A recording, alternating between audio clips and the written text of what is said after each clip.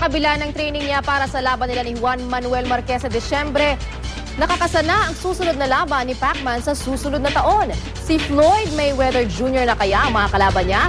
Mula sa General Santos City, may news to go si Mark Zambrano live. Mark! Lalo mas pinahigting na training ang ginawa ni Manny Pacquiao sa umpisa ng camp dito sa General Santos City bilang paghahanda sa ika-4 na pagtutuos nila. Sa Disyembre, pasado alas 5 ng kanina, mas mahaba ng 8th weight division world champion sa track oval ng Acheron Sports Complex. Sa bilis ng takbo ni Manny, wala nang nagtangkapang sumabay sa kanya. Nagdagdag na rin ng repetition sa bawat bahagi ng kanyang abdominal exercise routine.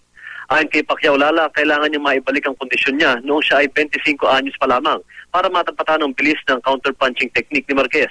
Samantala, Lala, kinumpirma na rin ng pambansang kamaon na muli siyang lalaban sa April 20, 2013 pero hindi pa sila nakakapili ng mga kalaban. Napabalitang kasama sa listahan ng posible niyang mga kalaban sa Abril ang kakapanalo lang na si Brandon Rios, ang Amerikanong si Timothy Bradley at si Floyd Mayweather Jr.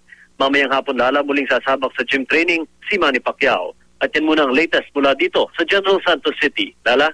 Maraming salamat sa iyo, Mark Zambrano.